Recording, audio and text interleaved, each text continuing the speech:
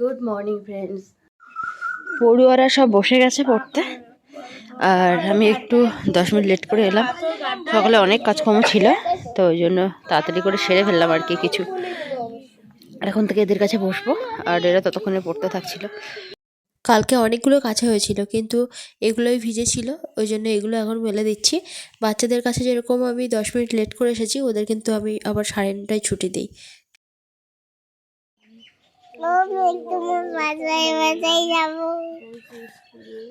বলছে ও মেঘ তুমি এসো, তোমার বাসায় যাব, তোমার বাসায় বাসায় যাব। তারপরে কি বলছো? এর মাথায় কত কিছু আসে। আমি ভাবি যে এই যে ছোট মানুষেরা, এরা এদের মাথায় কি কি চলে, কি কি চলে এদের মাথায় বলো। আমাকে সবসময় বলে, মা তুমি একটু খুশিভাবে থাকো না, সবসময় একটু খুশিভাবে থাকো। কিন্তু সবসময় কি আর খুশিভাবে থাকা যায়? ও দুষ্টু করে, তখন একটু বকি। তারপরে একটু রান্নাবান্না করতে দেরি হলে তখন হচ্ছে একটু তাড়াহুড়ো করি। সবসময় কি আর হাসি মুখে থাকা যায়, তাই না? আমার মেয়ে তো সবসময় বলে তুমি খুব খুশি হয়ে থাকো, তুমি খুব আমি তো ভুলেই গেছি খুশি হয়ে থাকতে হয়। আমার মেয়েটা ভাগ্যিস মনে করিয়ে দেয় যে সবসময় খুশি খুশি থাকতে হয়, তাই না? কি আম পারবি? আম পারবি? ছোট্ট ছোট্ট আম হয়েছে, এই যে ছোট ছোট আম হয়েছে। আম পারবি তুই? পরে যখন আম হবে তখন পারবি, ঠিক আছে? ও আমের মুকুল সব পড়বে, সব কি আর আম হবে? এই একটা একটা মুকুল হয়তো একটা, কোনোটাই থাকবে না, কোনোটাই দুটো। এই তুই কি নজর দিচ্ছিস? এই তুই কি নজর দিচ্ছিস? চলো চলো চলো চলো চলো, কুল নাও, একটা কুল নাও, একটা কুল নাও, একটা কুল নাও, একটা কুল নাও, একটা কুল নাও, গালে দাও, তারপর যাবো। চলো তো, চলো চলো চলো, কে আগে নামতে পারে? কি পারবি? ফুল পাড়তে নেই মা, আম ফুল পাড়তে নেই, আম হোক তখন পারবো। চলো চলো। নেবে বলে কান্নাকাটি, আম এখনো হয়নি। দেখি একটা জামরুল পেড়ে পেড়ে দিই, আর বাচ্চাদের বলেছিলাম তোদের একটু খেতে দেবো যখন। দাঁড়াও একটা পারি। সকালবেলা আজকে রান্নার খুব একটা তোড়জোড় নেই, কেননা রাহি বাবা একটু আগে ফোন করলাম, বললো যে আমি বাজারে খাচ্ছি, তো ওই জন্য ভাবলাম তাহলে একটু দেরি করে রান্না বসাবো। আর বাইরে আজকে ভীষণ মেঘলা মেঘলা মতো ভাব, আমি জানি না বৃষ্টি হবে কিনা, তবে প্রচণ্ড একটা মেঘলা। একটু আগে যদিও রৌদ্র ছিল, আর কালকে থেকে আমার শরীরটা ভীষণ খারাপ, খারাপ হতো না কিন্তু হঠাৎ করে হয়ে গেছে। মানে কালকে সারা রাত্রি দরজা খোলা। এবারে এখন তো ঠান্ডার সময়, রাহির বাবাকে হাজারবার বললেও হয় না, দরজা খুলে রাখে, বলে কি আমার ঘরে দম বন্ধ হয়ে আসে, এই করে দরজা খুলে রাখে। এদিকে জানলাটা খোলা ছিল, এই যে জানলাটা এই অর্ধেক খোলা, আর এত পরিমাণে ঠান্ডা লেগেছে যে সকালবেলা উঠে আবার মেয়েও দেখি কাশি, মানে মেয়েও দেখি মানে মেয়েরও দেখি হাঁচি হচ্ছে, কাশি হচ্ছে, আর আমারও তাই।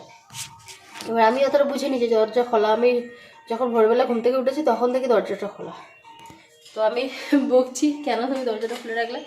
এরমভাবে দরজা কেউ এখন খুলে রাখে ঠান্ডার সময়? আর এই যে মানে ছোটো বাচ্চা নিয়ে বলছে হচ্ছে আমার এই বদ্ধ করে দমটম আটকে আসে, ওই জন্য আমি বন্ধ করে দিয়েছি, খুলে দিয়েছি। তো যাই হোক, ওই করে সকালবেলা একটু ওখানে আমি বকাবকি করছিলাম। তারপরে গিয়ে আমার মেয়ে বলছে, মা তুমি একটু থামো, আমি দরজা বন্ধ করে দিচ্ছি। মানে ওই নিজে আবার দুজনকে থামানোর জন্য দরজা বন্ধ করে দিচ্ছে, এরকম করেছে আর কি সকালবেলা। আর আমরা তো দুজন পুরো চুপচাপ, আর দুটোর মুখের দিকে তাকিয়ে হাসছি। হ্যাঁ, ওর মাথায় কী সব যে আসে, যে দুজন ঝামেলা করছে এই নিয়ে, তার মানে হচ্ছে আমার গিয়ে দরজাটা বন্ধ করে দিয়ে ওদেরকে থামানো দরকার। তো এখন বিছানাটা গুছিয়ে নিই। একটা জামরুল খেলো, তো এখন বললো যে আরও একটা জামরুল আমি খেতে চাই, তো ওই জন্য আমি আরও একটা জামরুল এনে দিলাম, যাতে আমাকে একটু কাজবাজ করতে দেয়, তাই না শোনা? হ্যাঁ ভালো। সে ছোট হোক আর বড়, সবার কাছ থেকে সব কিছুই শেখা যায়। আমার মেয়ে এমন এমন কথা বলে যে মনে হয় যে না, সত্যি অনেক কিছু শেখার আছে। যখন আমার একঘেয়েমি কাজের মধ্যে খুব বিরক্তি হয়, কিছুই ভালো লাগে না, মুড অফ হয়ে যায়, আমার মেয়ের সঙ্গে সঙ্গে আমার মুখের দিকে তাকিয়ে বুঝতে পারে যে মায়ের মন খারাপ। বলে মা তোমার কি মন খারাপ করছে, একটু খুশি হয়ে থাকো না মা, একটু খুশিভাবে থাকো না, খুশিভাবে থাকো। তো ভালো লাগে ওর কথাগুলো শুনলে। আর সাথে আমাদের দুজনের মধ্যে টুকটাক যদি একটুখানি জোরে কথা হয়ে যায়, একটু কথা কাটাকাটি হয়ে যায়, এটা খুব স্বাভাবিক হয়ে যায়। কেননা সারাদিন বাড়ি থাকে না, এবার এলে দেখা যায় যে একটু বাচ্চা ধরতে বলি, দেখা যায় যে একটু বাগানের কোনো কিছু হয়তো কিছু বললাম, তখনই ও একটু শুরু হয়ে যায়। তখন আমার মেয়ে বলে মা তোমরা একটু থামো না মা, মানে এইরকম আর কি। তো সত্যিই বাচ্চাদের কাছ থেকে অনেক কিছু শেখার আছে। আর ইদানিং আমি কয়েকটা ভিডিও দেখি যেটা এত ভালো লাগে, মানে তারা এত পরিমাণে কাজ করে সারাদিন। আমি ভাবি যে আমি সারাদিন কিছু করি না, মানে তাদের কাজগুলো দেখে আমার কাজগুলোই কিছু মনে হয় না, মনে হয় যেন খুব মানে কি বলবো, এগুলো খুব সামান্য কাজ। আর তাদের কাজগুলো দেখলে মানে আমি ভাবি যে সত্যি তারা কি করে সারাদিনটা কি করে মানে এত কাজের মধ্যে কাটায়। ওদেরকে দেখে ভীষণ শক্তি পাই, মনে হয় এই সামান্য কাজই আমি যেন সারাদিন করে উঠতে পারি না। সারাদিন করিটা কি, সকাল হয় সন্ধে হয়ে যায়, মাঝে মাঝে কি কি করি আমি বুঝেই পাই না আর কি। তো যাই হোক, কিছুটা উপরে ওই মাকড়সার ঝুলটুল ছিল প্রচুর, মানে লাইটের জন্য এত পরিমাণে পোকা এসে আটকে থাকে। আর এমনিতেও ঝুল যদি নাও থাকে পোকাগুলো সারাদিনের জন্যও আটকে থাকে আর কি।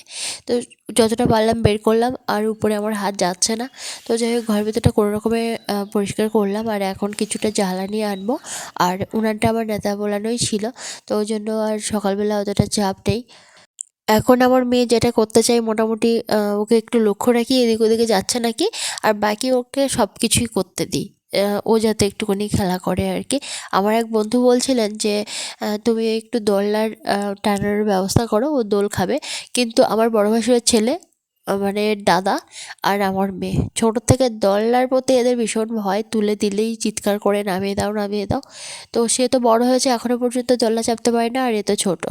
তো ওই জন্য ওই মানে দড়ির দোলনাও আছে। তারপরে এক দিদিভাই কিন্তু ওর জন্য সুন্দর দোলনা পাঠিয়েছিল, সব ওইভাবেই গুছিয়ে রেখেছি। তো সে গুড়ে বালি, কিছুতেই দোলনা আটকাতে পারবো না। ওদিকে থেকে থেকে গিয়ে ড্রামে জল তুলছি কলসি ভরে ভরে নিয়ে, আর এদিকে ভাতটা বসিয়ে দিলাম। এতক্ষণে ঠিকঠাক রৌদ্র উঠলো, এতক্ষণ ভীষণ মেঘলা ছিল। আর মেয়েকে খাইয়ে দিলাম, দিয়ে আর রান্নার কাজে লেগেছি।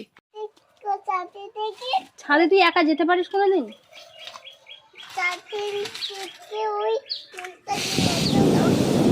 ছাদে যাবো, একটু পরে যাবো মা। আবার ওদিকে কলসিটা ভর্তি হয়ে গেছে। উনানটা জ্বলে উঠলেই আমি তাড়াতাড়ি করে ওই থালা বাসনগুলো মাজবো।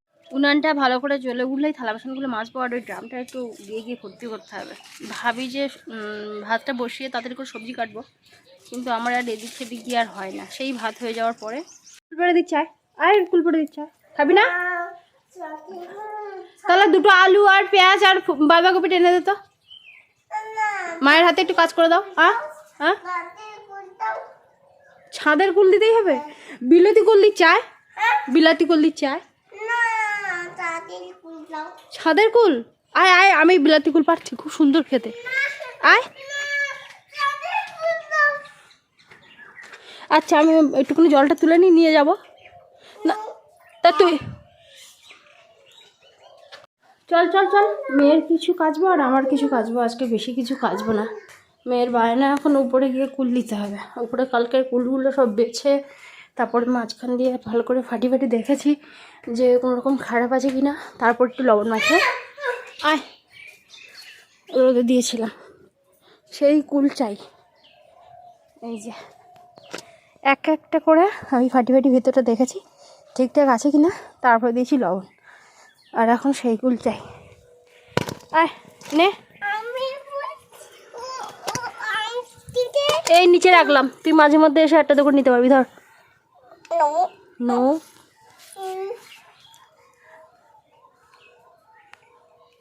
নে নিয়ে চল।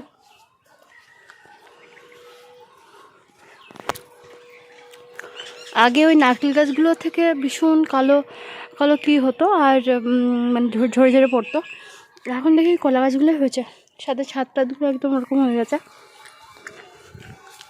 ধারে এলে আয়, বসে বললি কেন, আয়, আমি চলে যাচ্ছি কিন্তু, আসতে পারবি তো? আমিও লোক সামলাতে পারি না, আমি দু চারটে করে খেয়ে নিই, আর সাথে আমার বাচ্চাগুলো তো আছেই। রোজ রোজ জেঠিমা গুল্লাও ব্যাস সব আউট। ভাত একবার ফুটে উঠলে তখন গিয়ে বেশি জাল দিতে হয় না, এই যে আগুনটা যে হয় না আঁচটা, তাতেই ফুটতে থাকে। কিন্তু ফোটার আগ পর্যন্ত তো বারবার করে এসেও জ্বালানি দিতেই হবে। তো বেশি করে জ্বালানি দিলাম, দিয়ে এখন থালাগুলো মাজতে থাকবো আর মাঝে মাঝে জল তুলতে থাকবো ড্রামে আর বাথরুমে, আর রান্নার জলটা সবার শেষে তুলবো। মেয়েটা আবার ছোট হলে কী হবে, বেশ ভালো বোঝে। এখনকার সমস্ত বাচ্চারাই যেন একেবারে ছোটোর থেকেই যেন একটু ম্যাচিওর ভাব থাকে ওদের মধ্যে, অনেক কিছু বুঝতে পারে বা ও বোঝানোর চেষ্টা করে। তো যাই হোক, গতকালও ভীষণ ভেজাল করছিল, যার জন্য কালকের থেকে আমি আজ পর্যন্ত ভীষণ বুঝিয়েছি। তো বললো যে মা আমি কিন্তু আর কাঁদবো না, আমি কাঁদি না, আমি ভালো মেয়ে। তো তো যাই হোক, এখনও পর্যন্ত দেখছি তো কোনো ভেজাল করছে না। আর মানে খেলছে। তো ওদের তো মাঝে মাঝে থাকেই, এটা দাও সেটা দাও, এটা তো খুব স্বাভাবিক। কিন্তু মানে থেকে থেকে যে কান্নাকাটি করে, যে জেদটা করে, সেটা আর করছে না আর কি। তো খুবই ভালো। তো যাই হোক, এখন ভাতটা উপর করে দিলাম আর ডালটা বসিয়ে দিলাম। যেহেতু এদিকে সবজি কাটতে একটু দেরি আছে, তো ভাবলাম যে ওদিকে তাহলে বসিয়ে দিই। আর এদিকে আমার পুরো নাক একদমই বন্ধ, মানে কোনো রকমের কথা বলছি আর কি। ফেরিওয়ালার কাছ থেকে ডালটা নেওয়া হয়েছিল, তো বড় দানাটা নেওয়াটাই ভুল হয়েছে। ভাবলাম এখন তো উনানের জাল, বড় ডালটা নাকি একটুখানি সেদ্ধ হতে দেরি হয়। কিন্তু বড় ডাল আমাদের খুব একটা আনা হয় না, আনা হয় ছোট যে মসুর ডালটা, ওইটাই।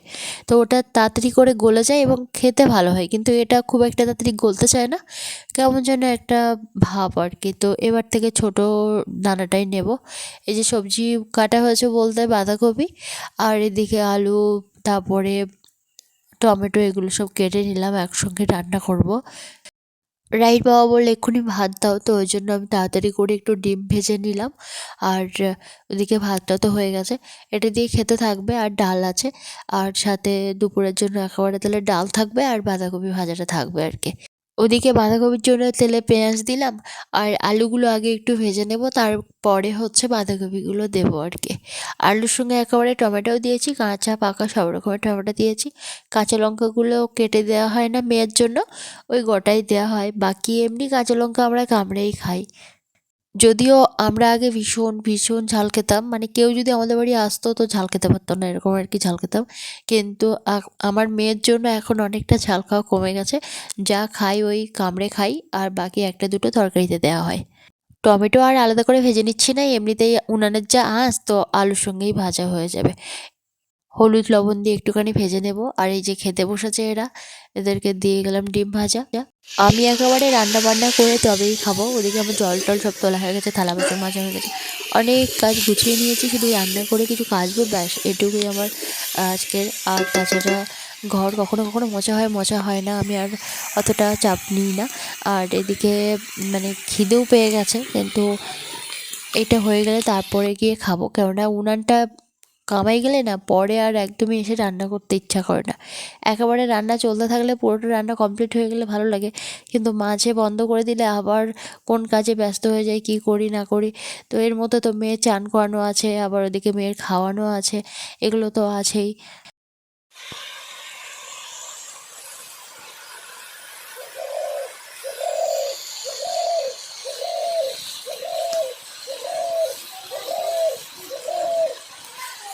রাহির বাবা বলছিল যে মাছ ধরবো, আজকে একটু তাড়াতাড়ি এসেছে, তারপরে হঠাৎ আবার দৌড়ে ঘেরে জল দিয়েছে শুনে ওখানে গেছে। তো এমনি আসতে দেরি হবে, আটল টাটল কী সব সারবে বললো। তো ওই জন্য আর মাছ ধরা হবে না। আর এমনিতে অনেকটা দিন হচ্ছে পুকুরে মাছ ধরা হয় না, পুকুরে মাছ খুব একটা খাওয়া হয় না, আর এখন খুব একটা ঘেরের মাছও হয় না আর কি, খুব একটা মানে অনেক দিন ঘেরের মাছ হয় না আর কি। তো দেখা যাক এই গন এলে মানে মাছ টাছ হয় কি না। আর এখন বাঁধাকপির তরকারিটা আমার হয়ে গেছে, এবার নামিয়ে নিচ্ছি। তুই একটুও ভাত খাসনি, তা তোর বাবা এতক্ষণ এখানে ছিল, নিজে খেয়ে চলে গেল, তো তোকে একটু খাওয়াইনি বা একটু বসাইনি? বস ওখানে বস। এতক্ষণ ধরে মেয়েকে খাওয়ালাম, রাস্তা ঘুরিয়ে ঘুরিয়ে প্রায় 1 ঘন্টার মতো হয়ে গেল। আর প্রচুর ডুমুর গাছ হয়েছিল বাগানের মধ্যে, এই ডুমুর গাছটাও কাটতে হবে, যোগ্য ডুমুর। তো যাই হোক, ওগুলো কেটে দেবো এখন না, ছোটো ছোটো গাছগুলো, ছোটো ছোটো ডুমুর গাছগুলো এর মধ্যে হয়েছিল, সেগুলো কেটে দিয়েছি।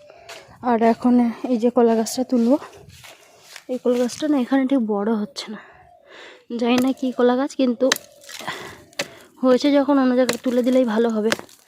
এখানে তো শুকনো জায়গা তো।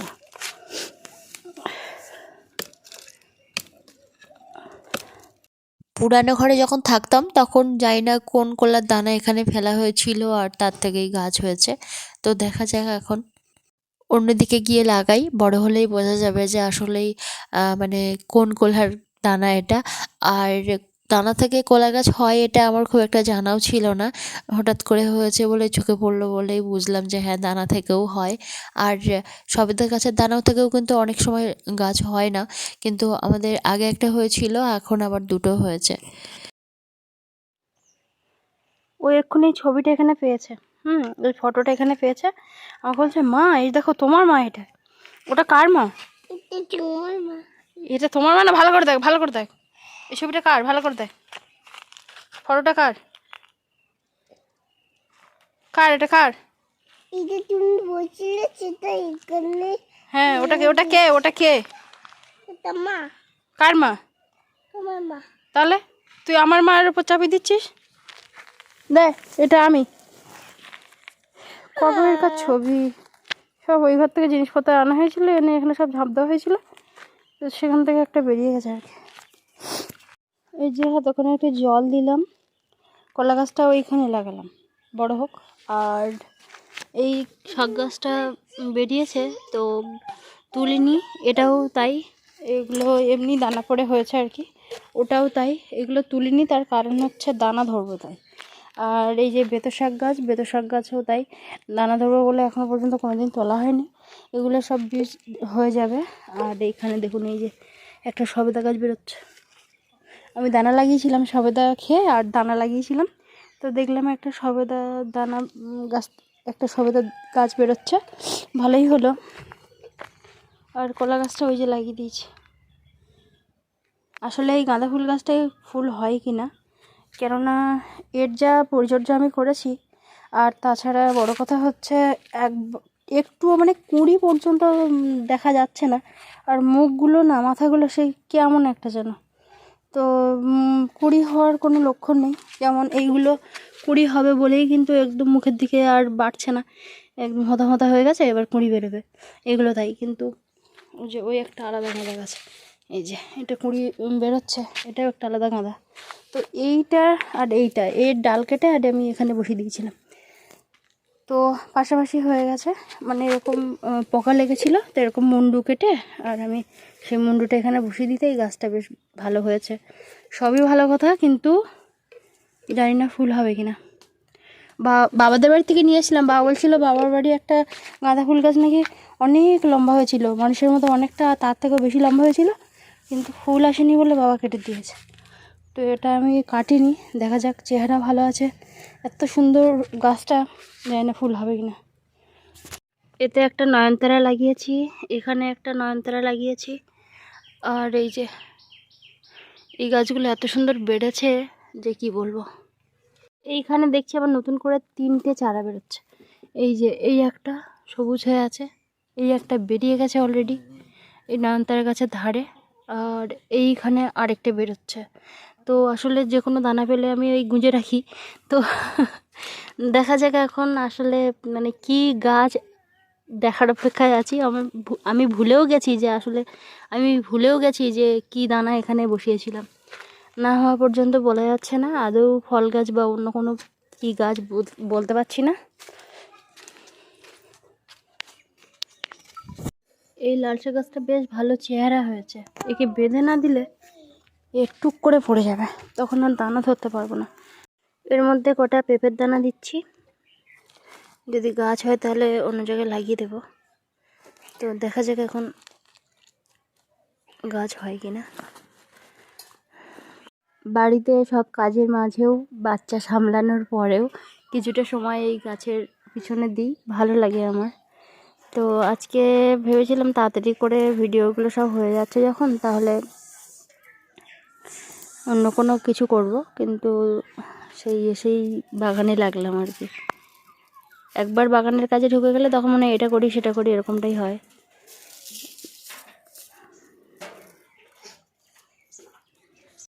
এইগুলো যখন সব একসঙ্গে ফুটবে দারুণ লাগবে। আর যদি লাল হতো, সাদা সৌন্দর্য তো আলাদা, কিন্তু লাল হলেও ভালো লাগতো।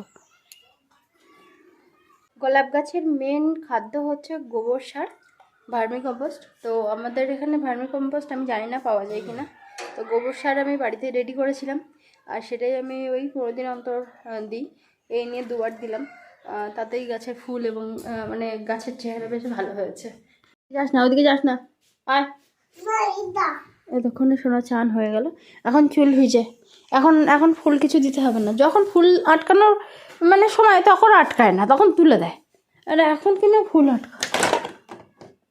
চলে একটা ছোট ক্লিপ লাগিয়ে দিচ্ছি। হ্যাঁ, এই দে কি সুন্দর কালার, কি সুন্দর কালারটা। এই দেখ দারুণ দেখাবে। আয় আর একটা টুকু পরে দেবো। আয় ওরকম করতে না, আমি চান করতে যাবো না, এখন আমার চান করা হয়নি, ঠাকুর পুজো দেওয়া হয়নি। ঠিক আছে, এই তো কি সুন্দর হয়েছে। টুকু পড়বি? হ্যাঁ, আমি একটা টুকু বলবো। তুমি একটা টুকু পড়বে? দাঁড়া, কেমন টুকু পড়েছে? বাহ, দারুণ টুকু পড়েছে। চাঁদ হয়েছে। চাঁদ হয়েছে। হ্যাঁ। বিকালবেলা আমার বাচ্চাগুলো চলে এসেছে, ওরা আসে 3টের দিকে। তো অনেক বাচ্চা আবার 3:30-র দিকেও আসে। তো যাই হোক, ওদের কাছে এখন বসেছি। রাহির বাবা এখন বেরোবে, এখন সময় হচ্ছে 4টে। তো বেরোনোর আগেই আমার মেয়ের বায়না থাকে, সে যেখানেই যাক না কেন, বাজার হোক বা ফিশারি হোক, মানে মোটামুটি ঘর থেকে বাইরে যখনই বেরোই ওর বায়না থাকে আমাকে 1 পাক 2 পাক দাও। 1 পাক 2 পাক হচ্ছে এটাই, ওই রাস্তায় মোটামুটি কোলের মধ্যে করে নিয়ে বা এমনি হাঁটিয়েও ওর বাবার সঙ্গে একটু ঘুরবে, তারপরে রেখে দিলে ব্যাস, আর কোনো রকম বায়না করে না। তো ওই জন্যই ওর বাবা সেই ডিউটি দিচ্ছে, আর তারপরে এখানে দিয়ে যাবে। বসন্তের এই দিনগুলোই বেশি ভালো, একটু শীতও কম গরমও কম। যদিও এখন শীত কমে গেছে, সেভাবে এখনও গরম পড়েনি আর কি, তবুও বেশ ভালোই লাগে আর কি সময়টা। চারিদিকে কোকিলের আওয়াজ, প্রকৃতির একটু পরিবর্তন বেশ চোখে লাগে, ভালো লাগে। সেই সাথে আজকের মেঘগুলোও ভালো লাগছিল দেখতে।